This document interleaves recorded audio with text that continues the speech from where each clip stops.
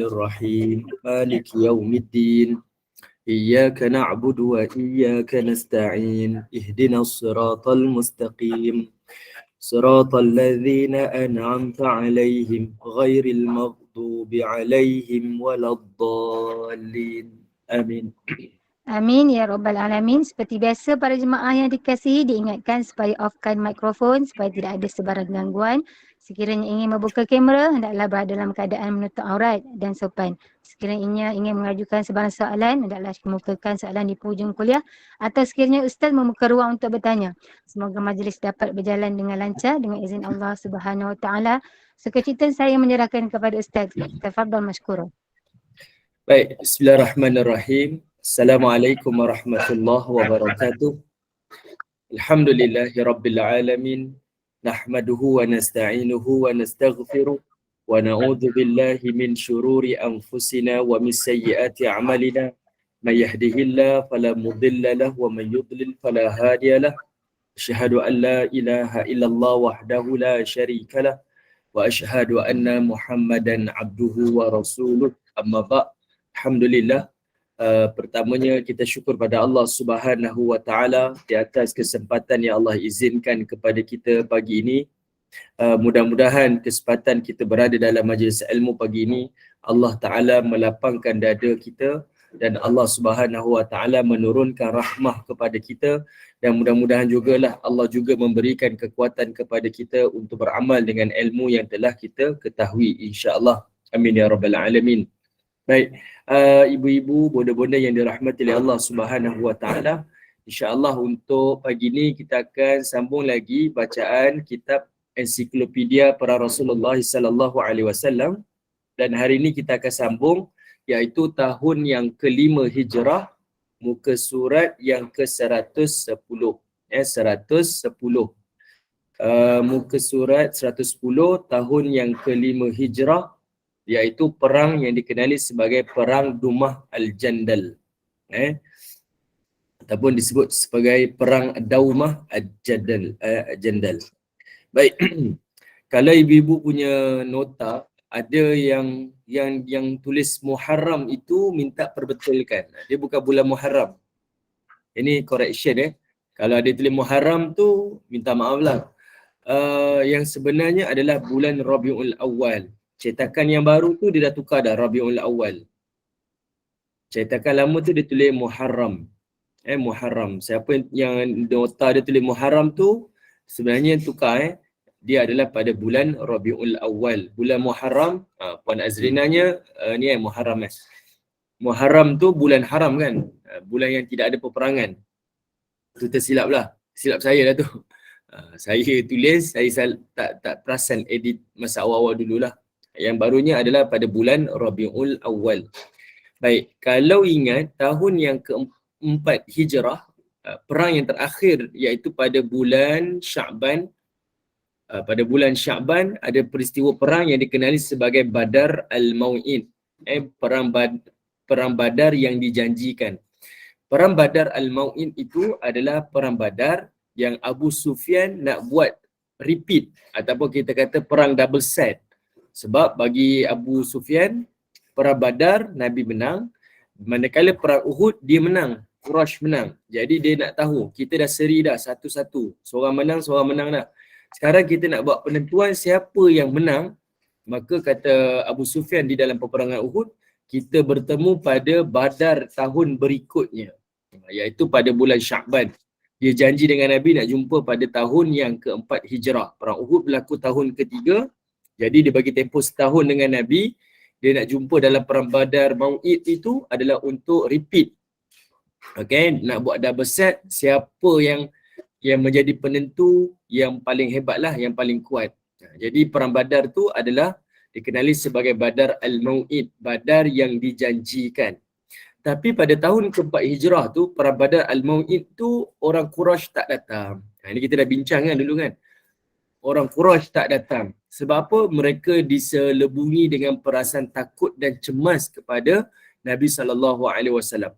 Abu Sufyan pun berhela, orang Quraisy pun berhela. Sebab masa dia nak pergi tu hati dia berat. Kan kita ada satu perasaan macam tu. Kalau kita nak pergi satu tempat ataupun nak buat satu perkara tapi kita tak rasa suka, tak ada sepenuh hati kita akan rasa macam tak apalah, malas lah. Macam itulah Allah Ta'ala campakkan perasaan itu kepada tentera-tentera Quraisy dan mereka patah balik tak jadi pergi perang. Dan Nabi SAW dan para sahabat pula dah sampai dah ke Badar. Dan bila Nabi tengok orang-orang Quraisy tak datang, tak jadi perang, Nabi berniaga pula dekat Badar. Nabi tak berperang, bahkan Nabi membawa keuntungan hasil daripada perniagaan di Badar. Kita dah sebut dah dulu, Badar tu adalah merupakan salah satu daripada checkpoint ataupun tempat rehat bagi pedagang-pedagang yang berjalan daripada Syam menuju ke Yaman ataupun Syam berhenti di Mekah. Jadi ini antara laluan utama pedagang-pedagang pada waktu itu. Dan sebelum mereka sampai ke destinasi, mereka akan berhenti di Badar itu adalah untuk mereka berniaga lagi. Orang yang bawa barang daripada Yaman akan berhenti di Badar untuk membeli barang daripada Syam. Orang yang datang daripada Syam akan berhenti di Badar untuk membeli barangan daripada Yaman. Macam itulah keadaan dia. Contoh yang selalu saya sebutkan, kalau kita dalam musafir gunakan highway plus, lokasi Badar tu macam hentian Seremban, macam hentian mana lagi, Tapak, macam hentian Sungai Siput. Dia adalah hotspot, kawasan-kawasan yang memang menjadi tumpuan sesiapa yang melalui kawasan tersebut. Jadi Nabi SAW berhenti di Badar, tak jadi perang, maka Nabi berniaga dan mendapat keuntungan daripada perniagaan tersebut. Okey, daripada Badar Al-Mau'in sampailah ke perang yang kita nak bincang hari ini, iaitu perang Daumah Jandal ni. Tempoh dia adalah 6 bulan. Sebab Quraisy punya takut pada Nabi SAW, Quraisy ni tak datang menyerang. Quraisy tak datang menyerang dan orang-orang Arab, orang-orang Yahudi semua kunci mulut dah.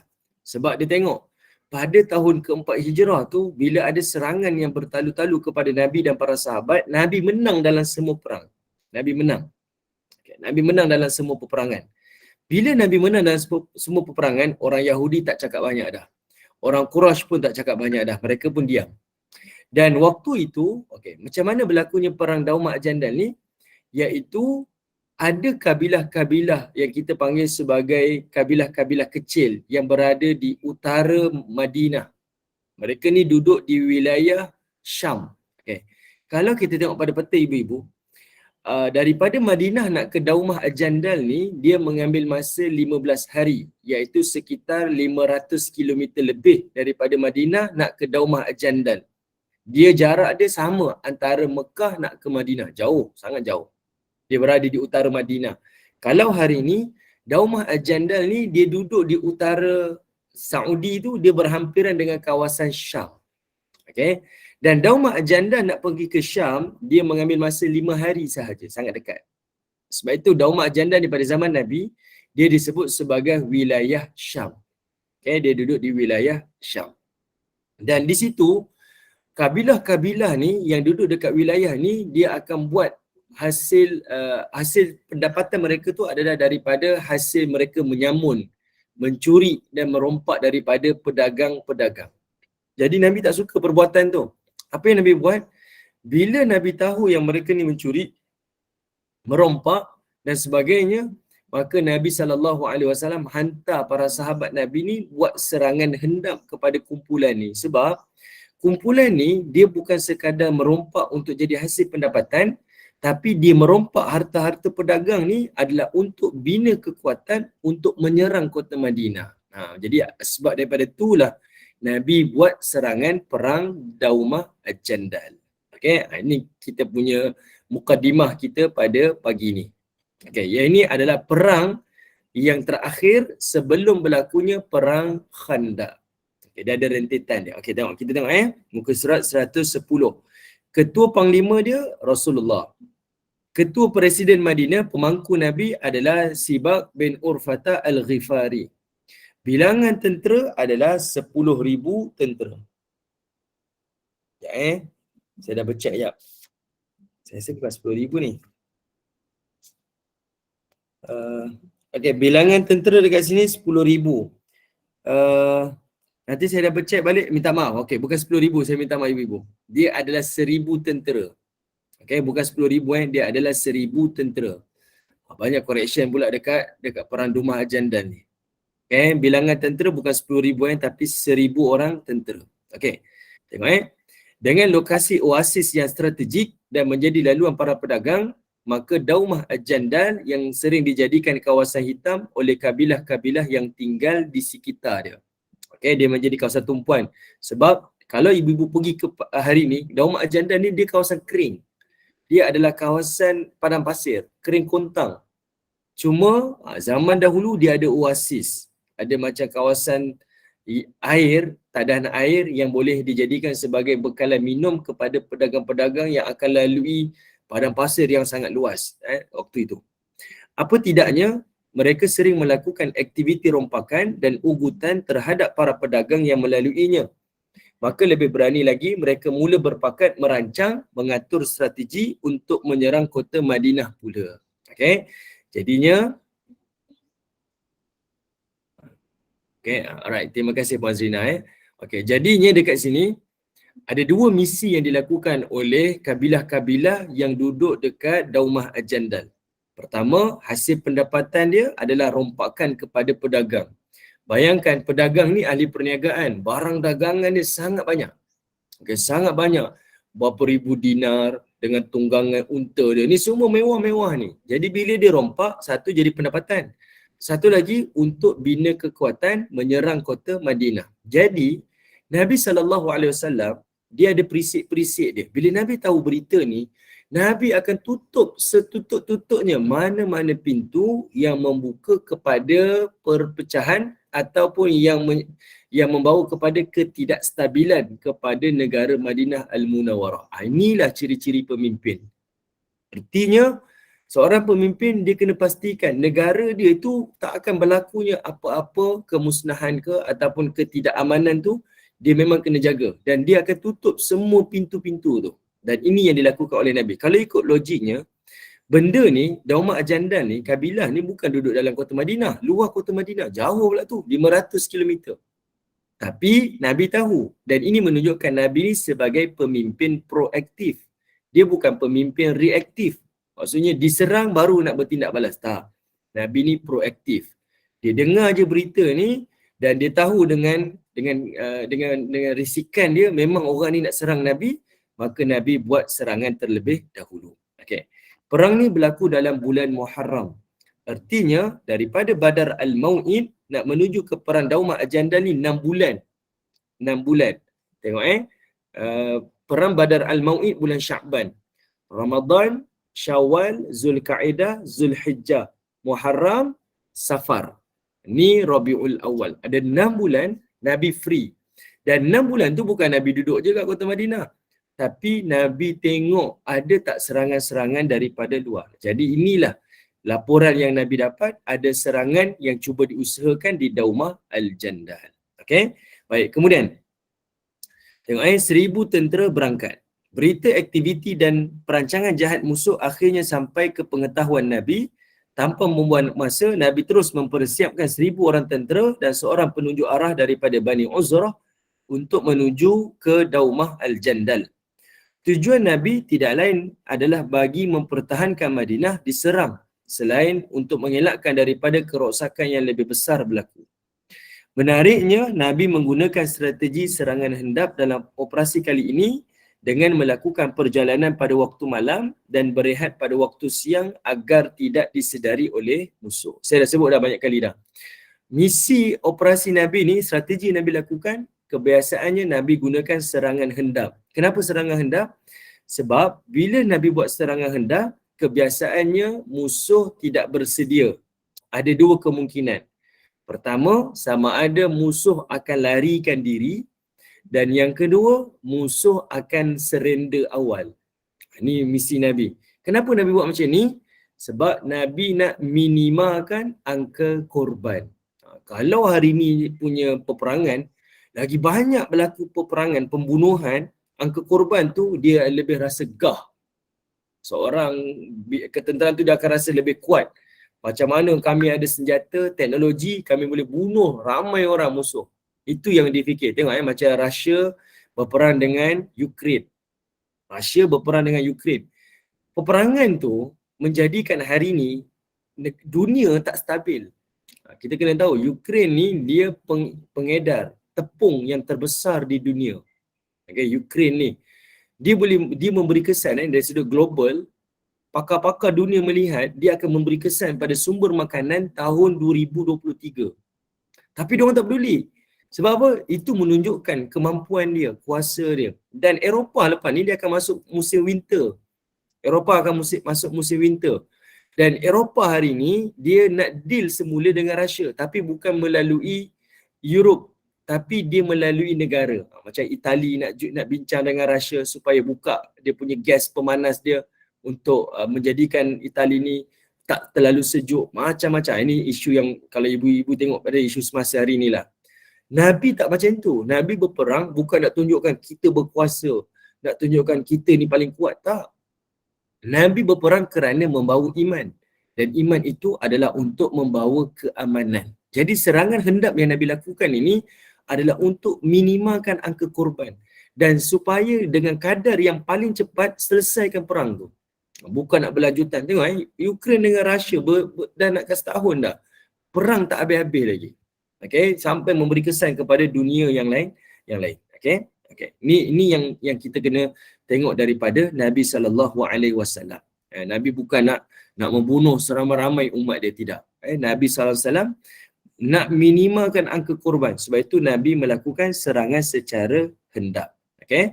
Baik, kemudian setelah beberapa malam berlalu, tentera Nabi akhirnya hampir tiba di Daumah Al-Jandal. Perjalanan mereka adalah 15 hari, hampir setengah bulan. 2 minggu lah, hampir setengah bulan. Jauh ni.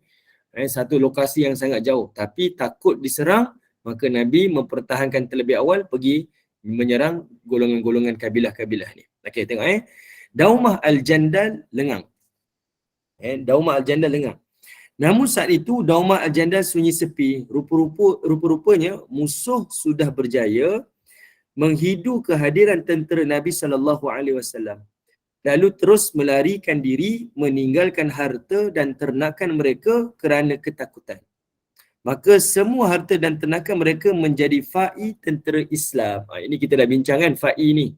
Dalam perang Bani Nadir. Dalam perang Bani Nadir, Nabi buat kepungan dalam surah Al-Hasyr tu.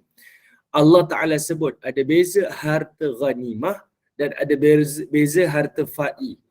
Harta ghanimah adalah harta rampasan perang. Berlaku perang, pertembungan. Harta musuh tu disebut ghanimah. Pembahagian dia berbeza. Dia akan diagihkan secara adil. Sahabat-sahabat yang menyertai peperangan akan dapat daripada hasil tu. Tapi kalau harta fa'i, berlaku perang tapi tak berlaku pertembungan. Musuh lari. Okay, tak ada berlaku pertempuran pun. Musuh lari. Sahabat-sahabat keluar perang ni tapi musuh lari. Harta tu ditawan, dia ambil. Maka harta tu tak dipanggil ghanimah, dipanggil harta fa'i. Dan harta fa'i ni pembahagian dia lain. Dia tak dibagikan kepada sahabat-sahabat yang menyertai peperangan. Tapi dia terus dijadikan milik Nabi SAW untuk Nabi kita kata apa, mengurus dan menjadikan sebagai dana untuk menyebarluaskan agama Islam. Nah, ini adil lah kan. Sebab tak ada orang yang keluarkan senjata, tak ada orang yang angkat senjata. Jadi harta tu terus menjadi hak agama. Okay? Untuk Nabi SAW gunakan meneruskan misi-misi agama. Itu yang disebutkan sebagai fa'i. Okay. Sebagai langkah berjaga-jaga, pasukan-pasukan kecil telah dihantar oleh Nabi untuk meninjau kawasan di sekitar Daumah Al-Jandal. Namun tiada seorang pun yang ditemuinya. Ternyata mereka sudah melarikan diri. Justru Nabi memutuskan untuk tinggal seketika di sana. Waktu ni, Nabi pecahkan sahabat-sahabat dalam 1,000 orang ni, Nabi pecahkan. Pergi ke radius yang lebih jauh lagi. Mungkin 5 km, 10 km daripada Daumah Al-Jandal. Supaya cari ada tak musuh-musuh yang tinggal. Adakah misi Nabi untuk bunuh? Tak. Misi Nabi bukan untuk membunuh. Misi Nabi adalah untuk mengislamkan mereka. Sebab itu, bila Nabi duduk stay dekat situ, Nabi SAW cari ada tak orang tempatan yang Nabi nak islamkan. Akhirnya Nabi jumpa. Tengok perenggan akhir tu. Setelah beberapa hari, tentera Nabi akhirnya pulang ke Madinah dengan membawa harta dan ternakan yang ditinggalkan oleh musuh. Dalam perjalanan pulang itu, Nabi sempat mengadakan perjanjian damai dengan Uyainah bin Hisn al-Fazari. Lalu, Nabi memberikan sebidang tanah kepadanya terletak 36 batu daripada Madinah yang binatang ternakan miliknya kerana tanah yang sedia ada miliknya telah kering kontak. Okey, baik. Ibu-ibu yang dirahmatillah, tengok misi Nabi. Bila Nabi pergi satu perang, sama ada berlaku perang ataupun tak perang, Nabi akan stay dekat kawasan tu beberapa hari. Dan ini adalah budaya dan tradisi Arab. Bagi orang Arab, selepas berlaku perang mereka akan stay dekat situ. Dia akan minum arak, dia akan berhibur, dia akan menari dengan wanita-wanita dia. Tujuan dia apa? Adalah untuk menunjukkan, menzahirkan kekuatan kerajaan. Ini kawasan wilayah kita. Yang ini dilakukan oleh Quraisy. Nabi buat benda yang sama. Cuma Nabi tak letak dengan hiburan. Nabi tak buat ada hiburan minum arak ke, penari ke, tak ada. Cuma Nabi stay dekat situ adalah untuk tunjukkan yang mana wilayah Islam telah sampai ke kawasan tu. Supaya orang-orang kawasan di sekitar itu maklum. Kawasan itu sudah jatuh di bawah wilayah Nabi SAW. Itu zaman dahulu punya cara untuk dia tanda kawasan ni duduk di bawah kawasan kita. Okay, itu cara Nabi. Nabi akan stay untuk tunjukkan ni wilayah dia. Yang kedua, bijaknya Nabi Islamkan kawasan tu. Sama ada Nabi Islamkan atau Nabi ikat perjanjian damai. Kenapa? Pertama, sebab kerja dakwah lah. Yang kedua, Nabi tak perlu lagi bersusah payah hantar sahabat ataupun tentera untuk duduk dekat wilayah tu. Tak perlu dah. Cukup orang tempatan menjadi sekutu Nabi SAW. Kalau ada apa-apa berlaku, Nabi tak keluar dah. Sahabat-sahabat di Madinah tak keluar dah. Sebab apa? Sekutu Nabi adalah daripada kalangan orang tempatan. Jadi macam dalam kisah ni, Uyainah bin Hisn al-Fazari ni, dia telah mengikat perjanjian damai dengan Nabi SAW. Jadi dia menjadi sekutu Nabi di Daumah Al-Jandal. Tapi ibu-ibu dan rahmatillah Allah, nanti tengok dalam perang Khandaq, Uyainah bin Hisn ni dia langgar perjanjian dengan Nabi. Dia ikat perjanjian dengan Nabi dalam peristiwa ni. Lepas ni, bila datangnya orang-orang Yahudi, tawarkan macam-macam pada mereka, dia ambil juga. Ini kalau saya minta maaf kalau saya sebut Saya dulu ada satu program di Lenggong. Saya jumpa dengan orang asli Lenggong yang dekat kawasan pedalaman Perak kan, yang hampir-hampir dengan Greek tu. Mereka ni jenis orang yang opportunis. Kalau bantuan datang daripada orang Islam, semua pakat syahadah lah. Asyhadu alla ilaha illallah, asyhadu anna Rasulullah. Dapat bantuan. Nanti datang kumpulan mubalik Kristian, dia akan jadi Kristian pula. Nanti datang orang Islam, jadi orang Islam balik. Jadi Kristian jadi orang Kristian balik. Sebab saya sampai tu, saya jumpa ada satu pegawai-pegawai Jabatan Agama Islam Perak. Dia setiap minggu akan datang dekat kawasan tu untuk dakwah. Saya tanya pada dia, okey, yang ini kawasan yang saya duduk ni, ini surau yang dibina oleh Jabatan Agama. Kemudian saya tanyalah, yang bangunan sebelah sungai ni apa? Dia kata, itu gereja. Saya tanya, ada gereja ke sini? Barulah saya tahu cerita. Rupa-rupanya, dia nyetuk batin dia tu, memang jenis orang yang opportunis. Kalau mubalik Kristian datang, semua tukar nama, semua jadi Kristian. Kalau orang Islam datang, semuanya jadi orang Islam. Nama pun tukar jadi orang Islam. Tapi mereka tak praktis. Iaitulah perangai yang ada kepada Uyainah bin Hisn al-Fazari. Datang Nabi buat perjanjian damai, bagi tanah sebidang lah. Kami beriman, kami yakin, kami akan jadi sekutu kamu.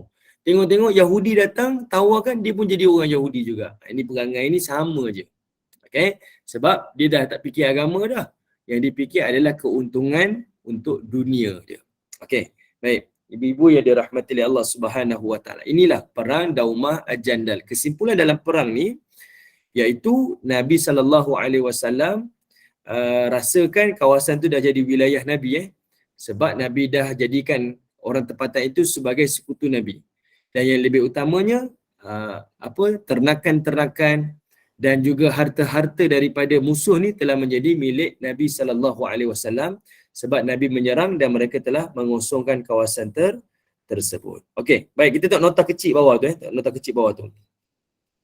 Dengan perjanjian damai yang disepakati ini, semakin luaslah lagi pengaruh dan dakwah Islam di luar Madinah. Secara tidak langsung menjadikan laluan-laluan utama para pedagang musyrikin Quraisy ke Syam semakin sukar. Kerana sudah dikuasai sepenuhnya oleh kabilah-kabilah yang pro Madinah. Okay, ni kita tak nafikanlah. Banyak. Sebab itu, yang menyebabkan Quraisy marah dengan Nabi ni adalah sebab semua laluan dagangan mereka ke Syam, semuanya telah ditutup oleh Nabi SAW. Mereka kalau nak berniaga ke Syam, mereka kena melalui jalan Iraq. Jalan yang lebih jauh lagi. Tambah seminggu ataupun 2 minggu lagi perjalanan. Okay? Dan mereka tahu perjalanan yang semakin jauh akan tambah lagi risiko kepada mereka. Dia ancam dengan binatang buas ataupun habis bekalan makanan dan juga boleh menjadikan mereka ni dirampas harta-harta dagangan mereka oleh lanun-lanun yang berada di padang pasir. Ini orang Quraisy maklum. Jadi sebab itu mereka sangat marah dengan Nabi SAW. Kalau ibu-ibu ingat saya pernah sebut awal dahulu, Nabi ni dia bukan sekadar nak perang, nak bunuh orang. Tak.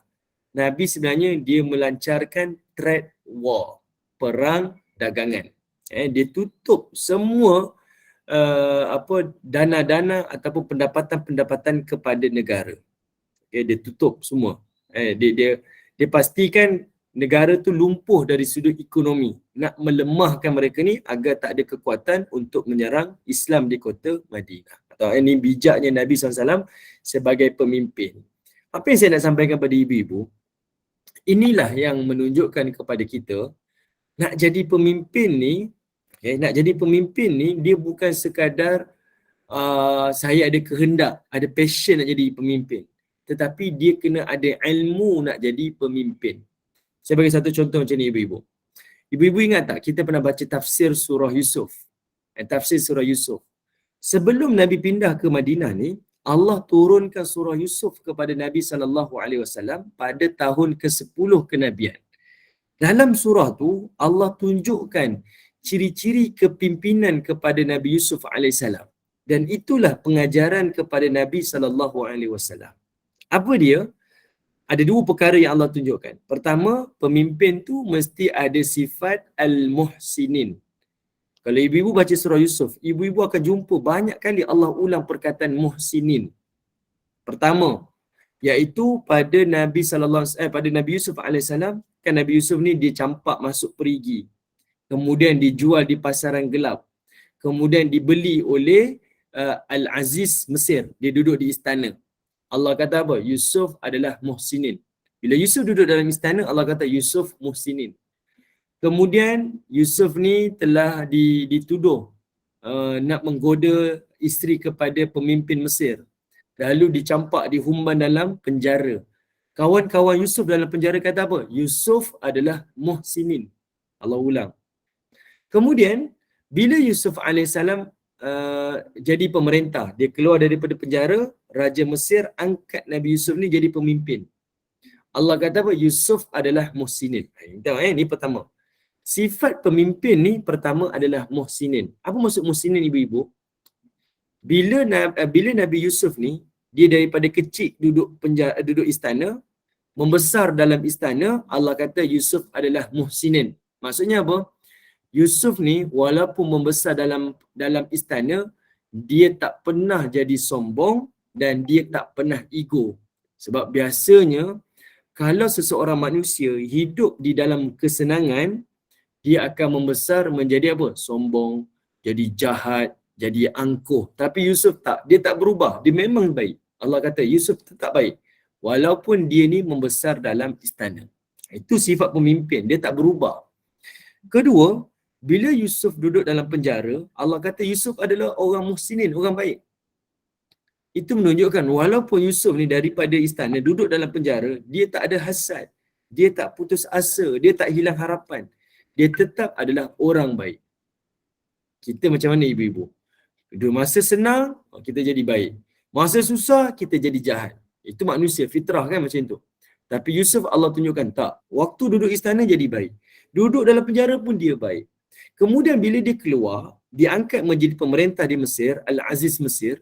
Allah kata Yusuf adalah baik. Sebab bila ada manusia pegang kuasa, selalunya manusia akan jadi zalim, dia akan jadi lebih jahat, dia akan jadi lebih, apa lagi? Dia akan lebih merosakkan sebab dia berkuasa kan. Tapi Allah kata Yusuf ada kuasa pun dia tetap muhsinin. Subhanallah. Ini sifat pemimpin. Dia hilang jawatan pun macam tu, dia ada jawatan pun macam tu. Waktu dia kaya macam tu, waktu dia miskin pun macam tu. Ini bukan kempen ibu-ibu. Tak, ini adalah sifat kepimpinan. Dan ini yang ditunjukkan oleh Allah yang seperti mana yang dizahirkan oleh Nabi SAW. Nabi sama je. Tak berubah sifat. Teladan dia daripada kisah Nabi Yusuf AS. Kedua, ciri pemimpin ni apa? Yang kedua. Ciri pemimpin ni, kalau ibu-ibu tengok, bila Yusuf ni, Raja Mesir angkat Nabi Yusuf jadi pemerintah, jadi Al-Aziz Mesir sebab dia pandai takwil mimpi Raja Mesir tu. Kata Yusuf alaihissalam, dia kata boleh tak ij'alni, dia kata apa, jadikanlah aku ini khazainil ard, jadikanlah aku ini pegawai perbendaraan yang menjaga ekonomi Mesir. Dia nak jaga sumber Mesir ni, boleh tak lantik dia? Sebab apa? Dia kata inni hafizun alim, kata Yusuf alaihissalam. Aku nak jawatan sebagai pembendara Mesir sebab aku ni orang yang hafiz, yang maha menjaga, dan aku ni al-alim, orang yang maha mengetahui. Raja Mesir kata apa? Kamu bukan jaga tu, kamu jadi Al-Aziz Mesir. Nabi Yusuf diangkat jadi Perdana Menteri Mesir. Okey, apa yang saya nak sampaikan? Sifat kepimpinan yang kedua, pertama tadi baik. Tapi kita tak cukup je baik. Ada orang dia baik tapi dia tak boleh mentadbir, tak boleh jadi pemimpin. Terlalu baik sangat. Orang tipu dia pun dia percaya. Contohlah kan. Jadi pertama tadi sifat muhsinin tu. Yang kedua, sifat pemimpin ni adalah hafizun alim. Hafizun alim. Apa sifat hafiz ni? Pertama, hafiz. Ada dua tafsiran. Hafiz yang pertama ni, kata Nabi Yusuf ni adalah, dia ni orang yang boleh menjaga diri dia supaya tidak ada konflik of interest. Maksudnya, dia tak akan ambil harta negara tu untuk kepentingan dia. Dia tak ambil. Itu namanya hafiz. Dia kata aku boleh jaga diri aku supaya aku tak ambil apa-apa faedah daripada harta negara ni untuk aku. Itu hafiz. Tafsiran pertama. Okay, itu hafiz tafsiran pertama. Okay. Dia bukan sakau duit negara. Itu sifat pertama. Tafsiran kedua, hafiz dekat situ adalah merujuk kepada Yusuf ni adalah orang yang mampu jaga harta Mesir dan dia tak boros mengurus harta Mesir. Maksudnya dia berbelanja tapi berbelanja dengan bijaksana. Dia bukan boros. Semua benda dia nak ni, dia nak dapat tak. Dia akan manfaatkan harta yang ada tu sebaik-baiknya, seadil-adilnya. Dia bukan kedekut dan dia tak boros. Itu maksud hafiz. Dan yang ketiganya adalah al-alim, iaitu orang yang maha mengetahui. Apa maksud tahu ni? Tahu mentadbir negara. Tahu nak tadbir negara, tahu macam mana nak urus ekonomi, tahu macam mana nak mengurus hutang-hutang negara. Ini mesti ada sifat kepada kepimpinan. Dan itulah yang ada pada Nabi SAW. Okey? Baik, ibu-ibu yang dirahmati Allah. Saya minta maaf, saya ni bukan cerita nak kempen ke apa, tak. Tapi inilah kepimpinan yang ada pada Nabi, teladan daripada Yusuf AS. Kenapa saya cerita ni? Supaya kita tak tengok Nabi ni, oh Nabi ni Nabi je. Oh Nabi ni. Tak. Kita nak tunjuk Nabi ni, profesionalnya Nabi ni. Sebab itu Nabi ni dia boleh jadi ketua panglima perang. Sebab itu Nabi boleh jadi pemimpin negara. Dia bukan main redah je, tak. Dia mentadbir tu dengan ilmu. Dia mentadbir negara tu adalah dengan ilmu. Okey? Baik. Ibu-ibu yang dirahmati Allah. Okey, sekarang kita ada masa lagi kan? Baik, kita masuk perang Khandaq berlaku pada bulan Syawal. Okey. Tengok pada bulan Syawal. Perang Al-Khandaq. Okey, lokasi di perbatasan sekitar Madinah. Okey, kalau ibu-ibu nak tengok perang Khandaq ni, ada tak gambar? Oh, tak ada gambar lah. Okey, tak apa. Perang Khandaq ni ibu-ibu. Perang Khandaq ni dia bukan parit yang digali seluruh kota Madinah, tak. ibu-ibu boleh bayangkan kota Madinah yang asal zaman Nabi ni adalah seluas Masjid Nabawi pada hari ini. Kan ibu-ibu tengok ada dataran Masjid Nabawi tu yang ada tiang yang boleh buka payung dia tu, kan, tiang berpayung dekat Masjid Nabawi tu. Keluasan itu, itulah keluasan kota Madinah. Itu keluasan kota Madinah. Manakala perkuburan Baqi' adalah luar kota Madinah. Maksudnya dulu kota Madinah kecil je, sangat kecil. Seluas yang ibu-ibu tengok Masjid Nabawi hari ni, itulah keluasan kota Madinah. Mereka duduk dalam kubu mereka. Okey. Jadinya kota Madinah ni adalah kota yang subur dengan pohon tamar. Kalau ibu-ibu pergi ke Masjid Nabawi, perasan tak mutawif kita akan bawa pergi ke Sakifah Bani Sa'idah tu. Ataupun kita sebut Sakifah Bani Sa'adah. Dia tiba-tiba ada kawasan yang dipagar, ada pokok-pokok tamar, dia rasa macam taman sikit. Asalnya, kota Madinah ni macam tu. Madinah ni sebenarnya kawasan yang sangat subur dengan kebun-kebun tamar. Kalau kita berjalan daripada Mekah ke Madinah, kita boleh tengok kawasan berbatu-batu, kering kontang, kan? Kita tengok jalan highway, kita naik bas ke, naik train ke, kita tengok kering kontang Mekah ke Madinah ni. Tapi Madinah ni, macam mana orang tahu dia adalah tempat yang dijanjikan Rasul yang terakhir tu, sebab kawasan tu tiba-tiba ada subur dengan pohon tamar. Dia macam kebun. Macam kebun dekat tengah padang pasir ada kebun. Kebun yang sangat luas. Yang itulah dinamakan sebagai Yathrib ataupun Madinah Al-Munawwarah. Jadinya, Madinah ni, dia ada pagar semula jadi. Okay, dia ada pagar semula jadi. Pertama, pagar dia Bukit Uhud tu. Kalau orang dulu dekat tanah air kita ni, orang-orang yang berdagang naik kapal, dia akan nampak, ni bukit, apa kita panggil ni Gunung Jerai. Kan, dia lalu kat Gunung Jerai. Nampak, oh ni Gunung Jerai lah. Kita dah sampai dekat Kedah ni. Kedah tua dia kata kan, orang zaman dulu kan. Itu sebagai satu tanda. Mereka macam tu juga. Pertama adalah Gunung Uhud. Gunung Uhud ni menjadi macam pagar semula jadi di kota Madinah. Kedua, Madinah ni dipagari kanan dan kiri dia dengan Harrah. Harrah ni adalah gunung berapi. Satu namanya Harrah Gharbiyah, satu lagi namanya Harrah Syarqiyah. Gunung berapi timur dan gunung berapi barat. Dan dekat utara dia tu, di situlah adanya kawasan dipanggil entrance. Maksudnya siapa-siapa nak masuk kota Madinah, dia akan lalu kawasan tu. Jarak dia hanya 2.5 km. Tak luas pun. Kecil je, 2.5 km. Itulah entrance dia. Kawasan yang lain tu adalah kawasan yang dipagar. Dengan gunung, dengan pohon-pohon tamar, kebun-kebun tamar. Okey, kawasan itulah yang Nabi bina parit. Kawasan itulah Nabi bina parit. Kat mana ibu-ibu nak tengok? Kalau ibu-ibu boleh bayangkan, ingat lagi kot kalau kita pernah pergi umrah, kita naik bas, ibu-ibu akan ditunjukkan, inilah Masjid 7. Masjid 7 dia panggil kan. Ataupun inilah namanya Masjid Khandaq, masjid warna putih tu, cantik masjid tu. Besar masjid tu kan, Masjid Khandaq. Ibu-ibu duduk di atas jalan depan Masjid Khandaq tu, itulah tapak yang Nabi gali parit. Daripada tapak masjid tu sampai ada satu masjid namanya Masjid Ar-Rayah. Dia jarak 2.5 km. Tapi nak mudah ibu-ibu ingat, sepanjang jalan bas yang ibu-ibu naik itu, itulah parit yang digali oleh Nabi SAW dan para sahabat. 2.5 km, hampir lebih kurang lah. Okay, itulah entrance masuk ke kota Madinah. Okay, itulah entrance masuk ke kota Madinah. Boleh ke ibu-ibu? Jelas ke? Jelas Ustaz, Alhamdulillah. Boleh. Rasa macam nak pergi sana Ustaz. Oh, okey. Okey, baik. Ibu-ibu buka muka surat 119 dulu. Kita tak bincang perang Khandaq. Okey, kita tak bincang perang Khandaq dulu. Kita bincang parit yang digali oleh Nabi dan para sahabat. Okey, tengok muka surat 119. Okey, ukuran parit Khandaq. Ukuran parit Khandaq.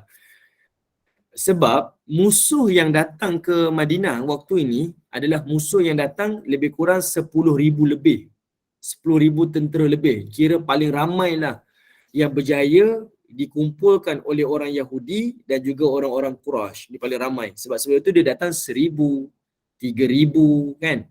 Tapi yang kali ni dia datang 10,000. Ramai lah kalau kita bayangkan 10,000 tu ramai. Okay. Jadinya mereka nak masuk kota Madinah ni, Nabi ni tak tahu kita nak buat apa sebenarnya. Jadi datanglah cadangan daripada Salman Al-Farisi ni, dia pun kata kita buat parit. Jadi Nabi buat parit dekat kawasan entrance. Okey, parit tu besar mana? Okey, kita tengok Selepas difikirkan lokasi mana yang akan mula diserang, Nabi dan para sahabat bersependapat bahawa bahagian utara ialah lokasi yang terdedah kepada serangan luar. Manakala bahagian timur, barat dan selatan Madinah secara semula jadinya terkepung dengan bukit-bukit dan pokok-pokok seperti benteng. Ini antara sebab kenapa Nabi Allah hijrahkan ke kota Madinah. Sebab secara semula jadinya, kawasan tu macam dipagari lah. Dengan gunung-gunung, dengan kebun-kebun dan sebagainya. Hanya 2.5 km je dibuka. Yang macam entrance antara bukit-bukit. Okey. Maka tentera Islam daripada Muhajirin mula menggali parit dari tempat yang dikenali sebagai Ratij, bukit yang terletak di antara jalan Abu Bakar As-Siddiq pada hari ini. Kalau ibu-ibu sampai ke Madinah, ibu-ibu boleh tengok. Ada satu jalan tu namanya Jalan Abu Bakar As-Siddiq. Saya bawa balik. Memang saya tunjuklah kepada jemaah. Inilah jalan dia, bermula ni. Dia ada satu masjid tu ditanda. Namanya Masjid Ar-Rayah. Dia bermula daripada situ sampailah ke Masjid Al-Khandaq tu. Laluan tu, itulah laluan parit yang digali oleh Nabi SAW. Sehinggalah ke Bukit Zubab. Kini dibina Masjid Ar-Rayah. Okay. Sementara tentera Islam dalam kalangan Ansar pula ditugaskan menggali parit daripada Bukit Zubab ke Bukit Bani Ubaid. Namun persoalannya tentang ukuran parit. Ahli-ahli sejarah berselisih pendapat tentang ukuran parit yang digali ini. Dari sudut jarak tu, ya, kita dah tahu dah, maklum. Kawasan tu berapa panjang tu kita maklum. Daripada mana ke mana kita maklum. Cumanya para ulama bincang. Yang ini saya bawa lah pandangan-pandangan para ulama ni. Berapa dalam dan berapa lebar parit yang digali oleh para sahabat ni. Okey, pertama, pendapat Syekh Ghali Asy-Syankiti. Okey, pendapat Syekh Ghali Asy-Syankiti dia kata apa? Kedalaman dia adalah 9.1 meter. 9.1 meter. Kalau rumah kita satu tingkat ni jarak dia lebih kurang kita kata 10 kaki lah. 10 kaki, 11 kaki. Ni biasa ketinggian satu rumah setingkat kan? 10 kaki, betul. 10 kaki. Kalau rumah banglo ni mungkin 12 kaki, 13 kaki lah, tinggi sikit lah. 10 kaki ni sekitar dalam 3 meter. Jadinya, saya buat anggaran mudah je 9 meter ni ibu-ibu kena bayangkan dia sedalam lebih kurang bangunan 3 tingkat. Bangunan 3 tingkat. Ibu-ibu kena bayangkan parit yang mereka gali ni bukan tanah macam tanah dekat Malaysia ni. Dia adalah tanah yang berbatu. Yang tanah konkrit ni, tanah batu ni. Dia gali tu kita tak tahu bayangan macam mana. Keras batu-batu ni dengan mencangkul ke apa. Dan riwayat kata apa? Mereka gali ni ada riwayat kata 2 minggu. Ada yang kata seminggu, ada yang kata hampir 5 hari ataupun 3 hari. Cepat jugalah dia buat kerja kan. Dalam 3 kaki.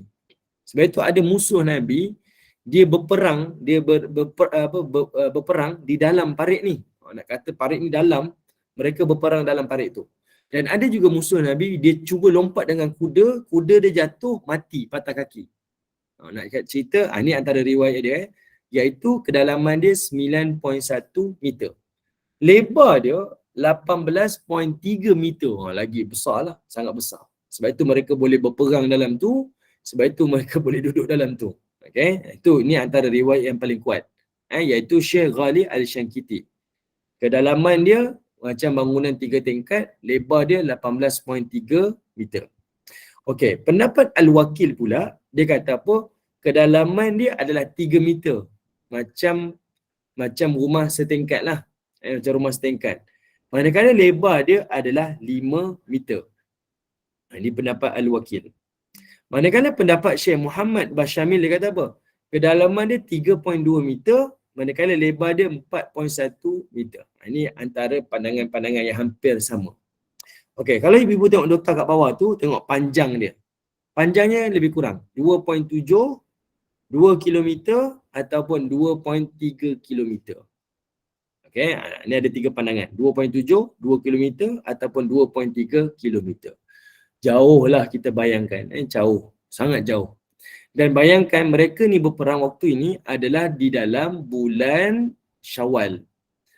Kita ni sambut kalau boleh Syawal tu tak ada apa-apa. Kalau boleh nak cuti sebulan tu, jangan pergi kerja, memang nak buat open house je.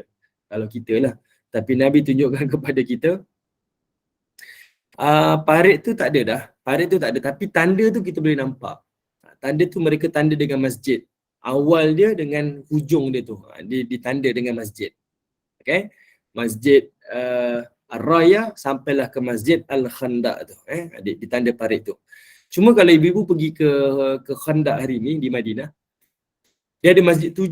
Ni Masjid Salman, ini Masjid Aisyah, ini Masjid Abu Bakar. Ada banyak masjid-masjid dekat situ. Cumanya masjid-masjid tu dikatakan dia bukan masjid, bukan tempat solat, tapi masjid itu adalah kemah-kemah para sahabat. Ini diceritakan oleh orang Madinah lah. Tapi para ulama Madinah sepakat dia bukanlah kemah secara pasti. Dia bukan kemah secara pasti. Itu hanyalah sekadar bayangan sahaja. Sebab laluan tu memang laluan parit yang digali. Jadi masjid-masjid yang ibu-ibu tengok dekat Masjid Khandaq tu, kalau tengok dekat yang saya share ni ada tak? Kalau ibu-ibu tengok pada muka surat 126 tu, itu ada gambaran tu. Okay, 126 tu ada gambaran. Masjid Al-Fatah, Masjid Salman Al-Farisi, Masjid Umar, Masjid Ali, Masjid Fatimah tu, kemah-kemah tu dia di antara parit tu. Ada sebelah parit tu. Okay. Jadi orang Madinah kata inilah kemah-kemah para sahabat. Tapi para ulama Madinah kata tak semestinya. Itu adalah andaian saja. Jadi kalau kita pergi ke Masjid Khandaq ni, kita akan jadi pelik. Kenapa dipanggil Masjid 7? Kenapa banyak sangat masjid dekat satu kawasan ni? Sebenarnya dia bukan masjid untuk solat, tapi dia adalah dikatakan sebagai kemah-kemah yang dipasang oleh sahabat Nabi waktu mereka menggali parit tersebut. Okay? Kalau ibu-ibu tengok kat sebelah tu ada Masjid Ar-Rayah kan, muka surat 127 tu, itu dia punya tanda. Penggalian parit tu daripada Masjid Khandaq sampailah ke Masjid Ar-Rayah. Kalau kita pergi ke Madinah, bolehlah pergi tengok kan. Bolehlah pergi tengok. Cuma kalau naik bas, travel agency selalunya dia tak uruskan lah. Sebab bas ni package dia 5 tempat je. Pergi ke Kuba, pergi ke Pasar Kurma, pergi ke Uhud. 3 ni je turun. 2 lagi tu Kiblatain dengan Khandaq ni dia lalu je. Dia tak singgah, dia akan lalu saja. Kiblatain dengan Khandaq ni dia lalu saja. Jadinya kalau nak pergi tengok memang kena sewa teksi lah. Teksi ke ada kawan-kawan dekat sana, bolehlah pergi tengok kawasan tersebut. Okey, baik. Ibu-ibu yang dirahmati oleh Allah Subhanahu wa taala. Ada apa-apa soalan dulu ke? Kita ada lebih kurang dalam 10 minit lagi Okey, kita boleh start lah. Sikit lah kita cerita tentang peperangan Khandaq. Ada rezeki nanti kita sambung lagi kemudian Okey. Kalau tak ada soalan, ibu-ibu tengok. Kita patah balik muka surat 112. Okey. Apa yang menjadi punca kepada peperangan Khandaq ni? Ada 2 punca utama dia. Okey, perang Khandaq ni dia ada 2 punca utama. Punca yang paling besar sekali adalah daripada Bani Nadir. Orang Yahudi Bani Nadir. Tahun yang keempat Hijrah,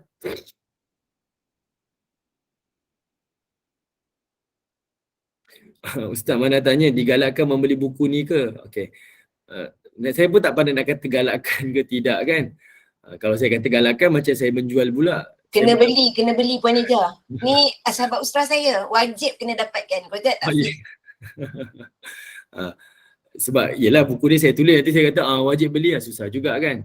Terpulang lah kalau ada rezeki lebih, sedikit lebihan wang kita, bolehlah beli. Kalau tak ada, tak ni je, kalau betul cinta Rasulullah kena dapatkan. Allah. Okey. Baik. Okey, baik. Alright, terima kasihlah Puan Azrina. Okey. Baik, tengok Okey, perang Khandaq ni dia ada 2 sebab punca dia. Ada 2 sebab punca dia. Punca yang pertama adalah punca daripada kaum Yahudi Bani Nadir. Bani Nadir ni yang kabilah Yahudi yang kedua yang Nabi halau tu. Selepas peristiwa yang ada sahabat Nabi terbunuh, ada seorang sahabat tu, kan Nabi kena bayar diat kan? Nabi kena bayar denda, pampasan tu. Jadi Nabi pergi jumpa dengan Bani Nadir, Nabi nak minta lah bantuan kewangan. Tiba-tiba ada daripada orang Bani Nadir ni nak cuba bunuh Nabi. Ingat tak? Ada satu peristiwa namanya Perang Bani Nadir. Dia berlaku tahun sebelum tu, tahun keempat. Kita dah bincang dah. Okay? Jadinya, Nabi halau mereka sebab mereka melanggar perjanjian. Mereka mencabuli perjanjian. Nabi masuk-masuk kota Madinah ni, punyalah smart Nabi memerintah. Nabi terus buat piagam Madinah. Piagam Madinah tu artinya Nabi buat, kita panggil apa? Perlembagaan Madinah. Ada perlembagaan Madinah. Nabi ada perlembagaan. Okay. Ada Puan Amira dah tolong jawabkan. Puan Nurzihan, terima kasih. Baik, jadinya Nabi SAW ni dia buat perlembagaan Madinah. Macam kita lah, perlembagaan Malaysia. Malaysia ni ada undang-undang dan setiap rakyat Malaysia ada hak masing-masing. Jadi Nabi buat awal-awal supaya siapa yang mencabuli perjanjian ni, dia akan boleh dihalau keluar daripada kota Madinah. Jadi orang Bani Nadir ni dia cabul perjanjian tu. Jadinya mereka ni lah, bila dihalau, mereka pergi ke Khaybar. Khaybar ni adalah sarang kepada orang Yahudi. Okay, ada orang Yahudi yang memang duduk dekat Khaybar. Jadi bila Bani Nadir keluar daripada Madinah, mereka singgah dekat Khaybar, dia bina kekuatan di Khaybar. Nanti kita akan ceritalah perang Khaybar tu nanti kemudian. Duduk dekat Khaybar ni. Okay, tengok dekat Khaybar. Bila dia duduk dekat Khaybar, orang Yahudi ni, dia merancang sesuatu. Sebab dia rasa marah. Kalau ibu-ibu tengok pada sejarah awal, Madinah ni ataupun Yathrib, dia bukan dibuka oleh orang Aus ataupun Khazraj. Aus dan Khazraj ni kaum menumpang. Orang tempatan di Madinah ni, Yathrib ni adalah orang Yahudi. Orang Yahudi, orang yang membuka kota Madinah. Sebab apa dia buka kota Madinah? Sebab dalam kitab Taurat cerita tentang adanya Rasul terakhir yang akan dilahirkan di situ. Jadi dia duduk situ ramai-ramai orang Yahudi ni dengan azam dia supaya orang Nabi yang terakhir tu yang dijanjikan itu adalah daripada kalangan mereka. Itu misi dia. Jadi bila mereka kena keluar daripada negeri tu, dia jadi marah lah. Ni negeri kita, tempat lahir kita, sekarang kita kena halau. Jadi dia marah. Dia marahlah dengan Nabi SAW. Tapi sebenarnya kesalahan dia sendiri sebab dialah yang melanggar perjanjian tu. Okay. Jadinya mereka duduk dekat Khaybar, dah ada kekuatan, dia jumpa dengan geng-geng yang lain, Yahudi ni, dan dia rancang untuk serang Nabi. Cumanya orang Yahudi ni dia penakut. Daripada zaman dahulu sampailah ke Zionis hari ini, memang Yahudi ni penakut. Dia tak berani nak serang depan-depan. Pernah kita tengok orang Yahudi perang dengan orang Palestin depan-depan? Tak pernah. Yang dia berani lancar roket, yang dia berani tembak daripada jauh. Itu sahaja. Banding dengan orang Palestin ni, ambil batu baling depan-depan kan. Itu kita tengok orang Yahudi. Jadinya orang Yahudi ni dia nak berperang dengan Nabi, tapi dia takut. Apa yang dia buat? Dia tengok gerak-geri orang Quraisy. Sebab Quraisy ni adalah musuh utama kepada Madinah. Orang Quraisy lah yang paling berani berhadapan dengan Nabi ni. Jadi dia tengok gerak-geri. Apa rentak daripada Quraisy dengan Nabi sallallahu alaihi wasallam, sentiasa diperhatikan. Sampailah dia nampak yang mana Quraisy tak pergi dalam peperangan Badar Al-Mau'id. Kan Badar yang berlaku sebelum tu. Dia tengok Quraisy tak pergi. Jadi orang Yahudi jadikan cerita tu sebagai point dia untuk hasut orang-orang Quraisy ni serang Nabi, join orang-orang Yahudi ni dalam peperangan Khandaq. Adalah wakil daripada kabilah Bani Nadir ni, dia bertolak daripada Khaybar sampai ke Mekah. Di Mekah ni dia kata apa? Wahai orang-orang Mekah, kami tahu yang kamu ni bergaduh dengan Muhammad.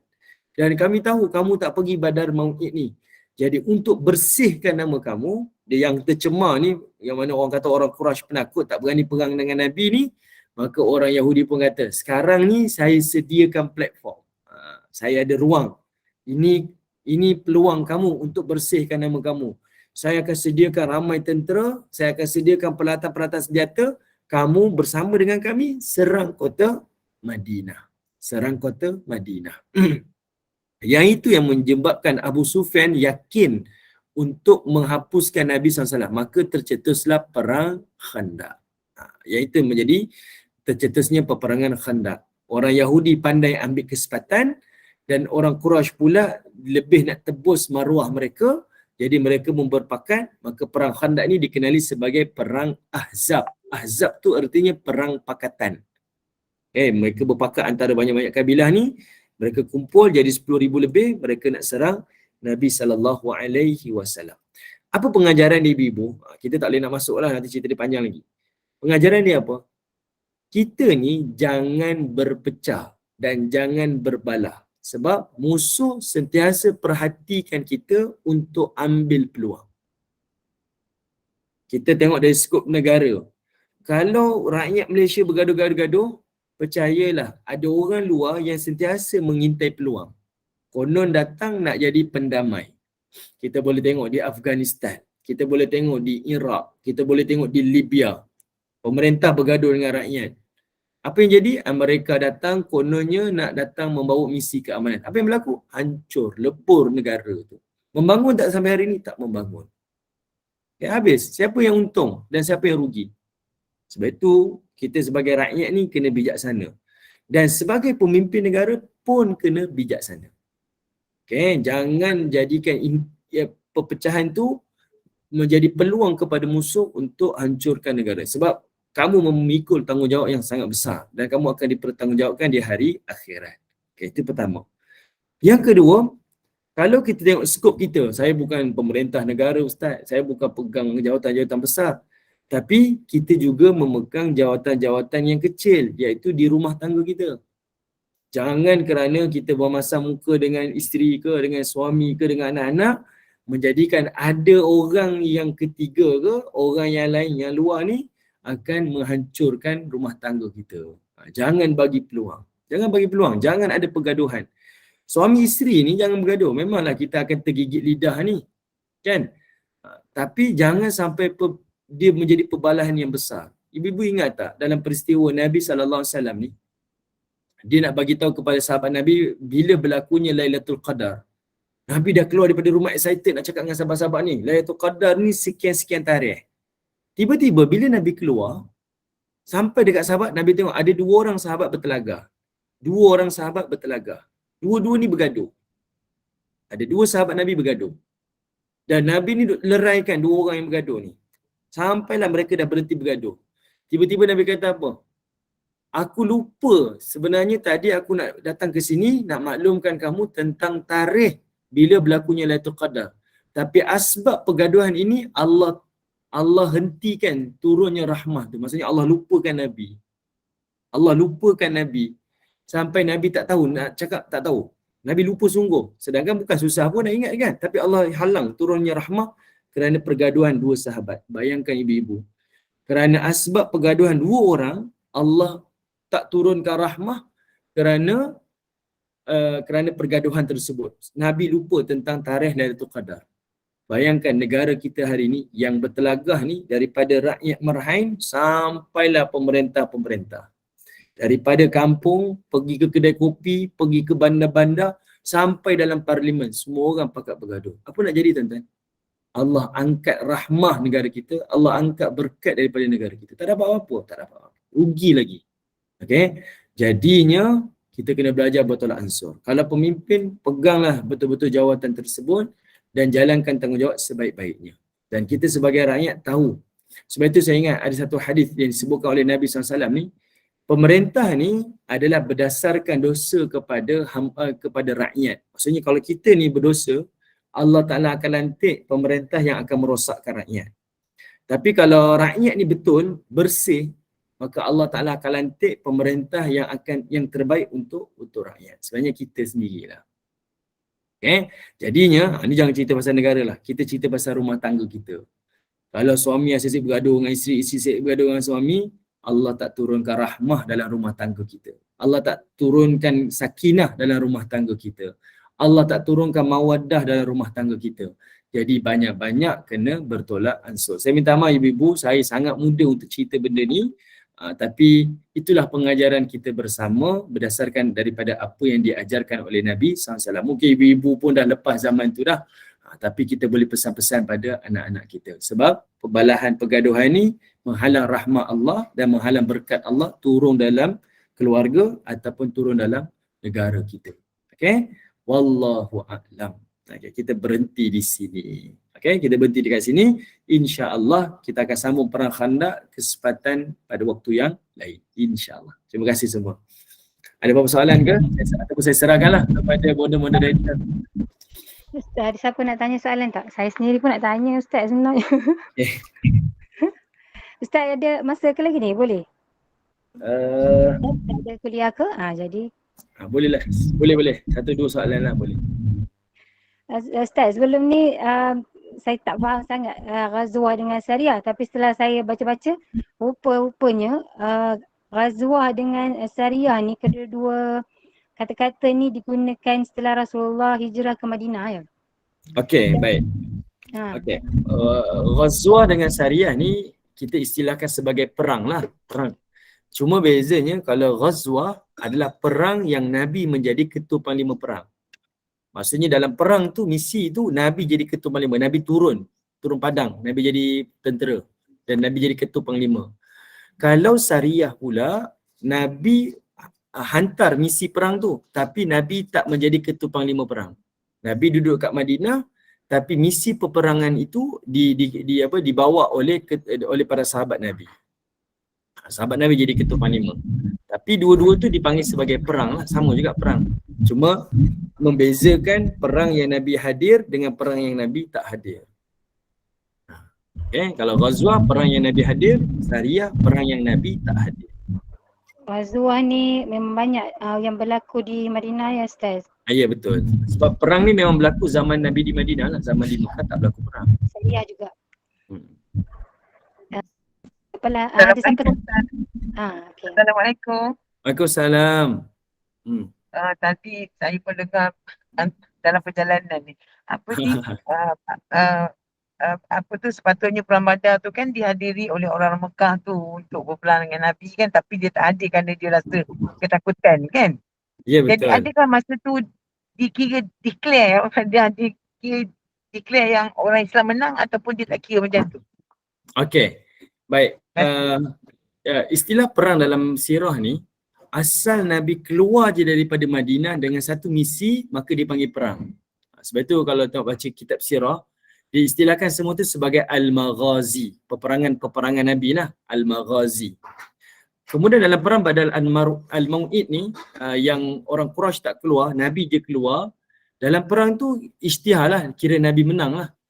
Kira orang Quraisy ni surrender awal. Dia surrender awal. Jadi dalam perang tu dikira Nabi menang. Sebab itu surah yang terakhir yang diturunkan kepada Nabi tu adalah surah An-Nasr kan. Idza jaa nasrullahi wal fath.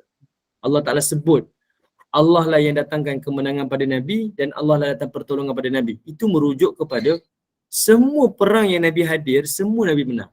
Dan semuanya datang dengan pertolongan Allah. Itu antaralah. Okey. Ustaz, Assalamualaikum. Salam. Ustaz, saya nak tanya soalan ni lari sikit daripada pasal Rasulullah tapi pasal kepimpinan. Kita kan nak masuk PRU 15 ni kan. So, minta maaf sebab saya memang nak minta pandangan sebab kawasan saya ada 3 parti. So, ketiga-tiganya ialah non-Muslim. Macam mana kita nak vote Ustaz? Okey. Maaf Ustaz, sebab saya pun tak tahu saya nak potong ke mana. Okey. Satu, kalaulah saya boleh nasihatkan pada pemimpin ni satu je. Kita nak pemimpin yang takutkan Allah. Mudah macam itulah. Pemimpin yang takutkan Allah. Sebab apa? Kalau pemimpin pun tak takut Tuhan, lagilah rakyat dia tak takut lah. Jadi sifat pemimpin ni dia takutkan Allah. Tapi sekarang ni kalau pemimpin yang nak dipilih ni dan Muslim, kita pilihlah yang mana dia tak mendatangkan mudarat lebih besar. Mana mudarat yang paling minima. Nak kata manfaat tu mungkin ada kan, tapi yang paling kurang mudarat kepada kita.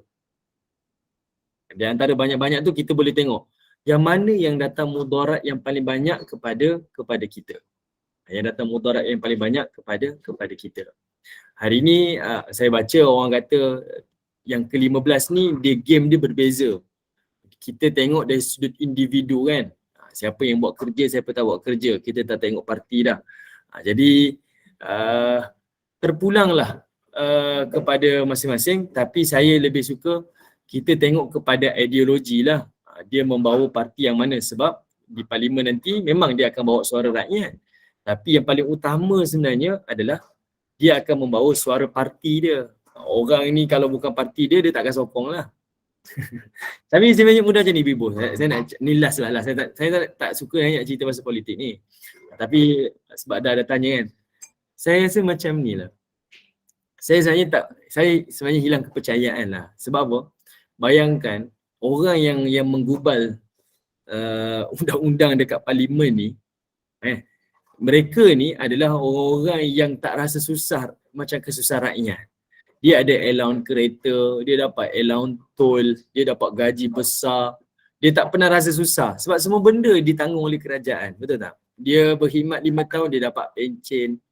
Macam mana dia nak buat satu undang-undang yang membantu rakyat?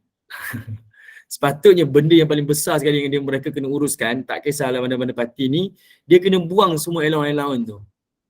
Allowance kenderaan, allowance apa lagi, allowance tol, allowance minyak, semua benda tu dia kena bayar sendiri. Dia tak boleh claim.